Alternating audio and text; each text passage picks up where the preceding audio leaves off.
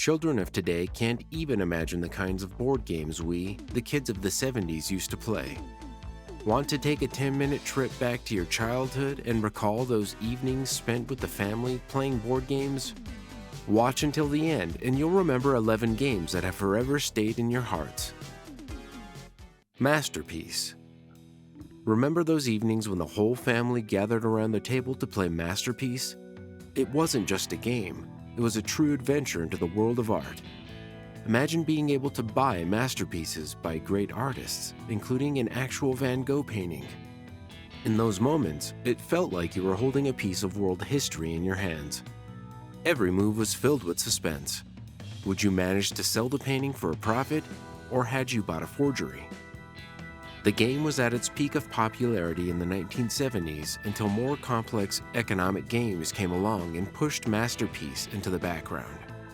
Gradually, it faded away, but those who played it surely remember the excitement and the feeling of becoming art connoisseurs for an evening.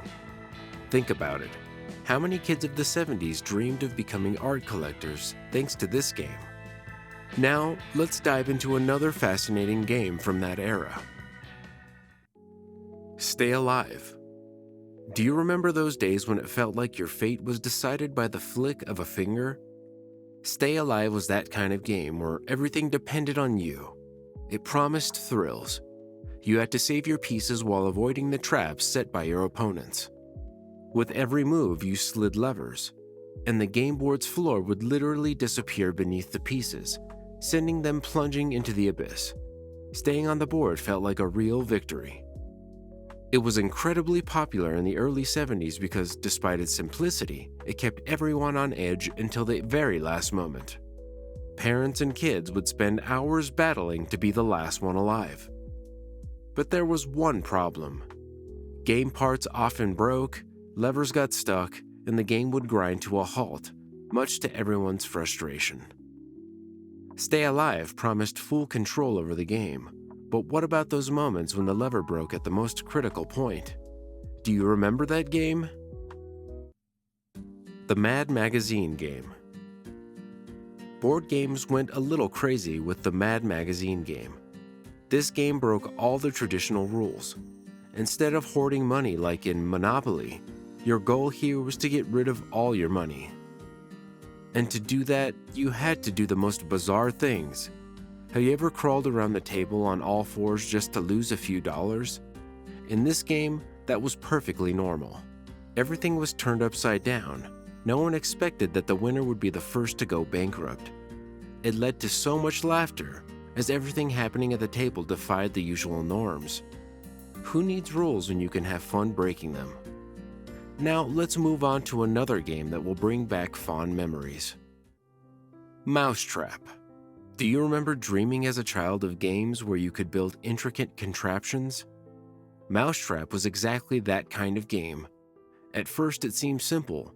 Players moved around the board, but the main goal wasn't just to win. It was to build a complex mechanical trap. It looked easy. Just a few parts and voila, the mousetrap was ready. But in reality, kids often struggled to assemble it properly due to the many tiny pieces. This led to disappointment when the trap didn't work as intended. Despite this, Mousetrap remained a hit in the 70s, as for many, the excitement wasn't in winning, but in successfully building that trap and watching it in action. It taught patience and persistence, though, strangely enough, the game's complexity caused more stress than joy for some kids. Many parents admitted they couldn't even assemble the traps themselves. And, believe it or not, this isn't the most challenging game from the past that we'll remember. Electronic Detective. Think back to 1979, when technology began making its way into our homes, even into board games. Electronic Detective was a true revolution for its time. It wasn't just a game. You felt like a real detective. The goal was simple: solve the crime using an electronic device that knew all the information about the suspects and clues. Back then, it seemed like magic, with the game itself guiding you on whom to interrogate and how to gather evidence. Families and friends gathered around the table, trying to figure out who was guilty. Everyone felt like stars of detective TV shows. But despite its success in the late 1970s, the technology quickly became outdated by the end of the 1980s. Newer tech pushed the game out of stores, and it slowly faded into memory. Now, here's another intriguing game. Lie Detector. Do you remember how many kids in the 70s dreamed of becoming detectives? Lie Detector gave them that chance. It was one of those games where kids felt like real investigators, trying to figure out who was telling the truth and who was lying. The game used a simple mechanism. A light bulb would turn on if the lie detector thought the answer was truthful. It was pretty convincing for kids of that time. You'd pull out suspect cards, ask questions, and the device would decide their fate. Lie Detector grabbed attention by appearing technological and cutting edge for its era. But by the 1980s, such simple devices lost their appeal, and the game gradually disappeared from the store shelves. Were you ever scared of ghosts as a kid? Green Ghost. Remember how much we loved spooky ghost games as kids? Green Ghost was the game that sent chills down your spine. What made it special? The entire board and pieces glowed in the dark, creating a mysterious atmosphere that captivated your imagination. You played with your friends in the darkness, trying to avoid traps and not get caught by ghosts that you could barely see. It was the first game ever made entirely from glow-in-the-dark elements. Kids adored it because it turned an ordinary evening into a real-life adventure movie. However, there was a downside. Over time, the glowing pieces lost their brightness and stopped working as well. By the late 70s, the game's popularity had faded, and it disappeared from store shelves. And now, here comes another exciting game. Get ready. Kerplunk. Imagine holding a fragile structure in your hand, knowing that every move could bring it all crashing down.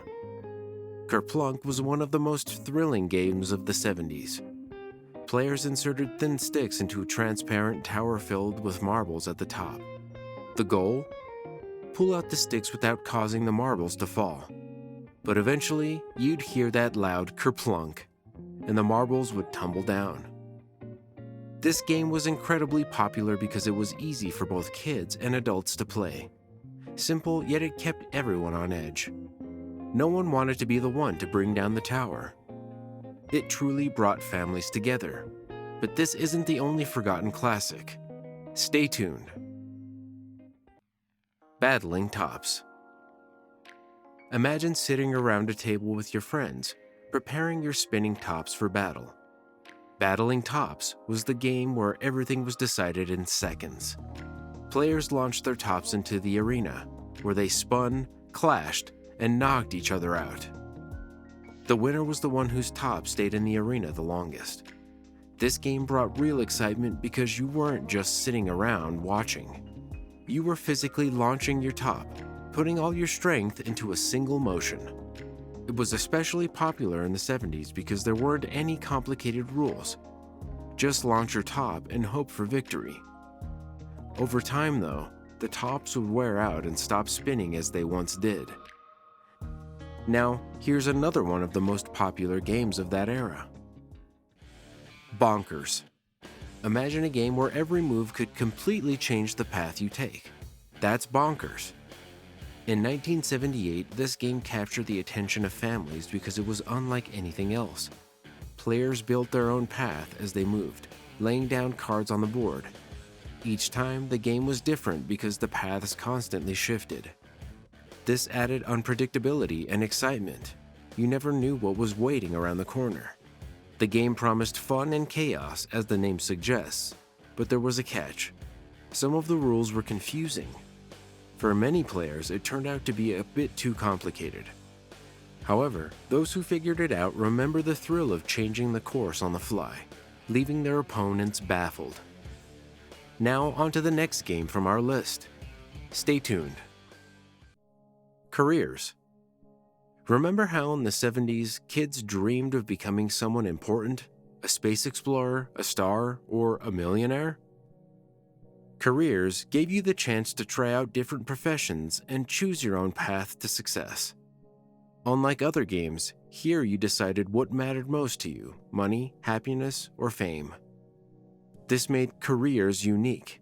You could create your own strategy and choose what you wanted to achieve in life. Every time, you set new and personal goals.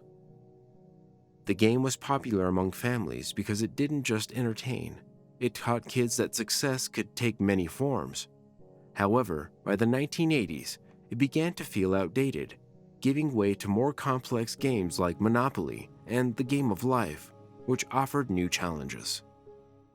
These games created moments that brought generations together, filling rooms with laughter and excitement. But despite their former popularity, many have faded from our daily lives. Which of these games do you remember best? Maybe it's time to dig them out of the attic and play again.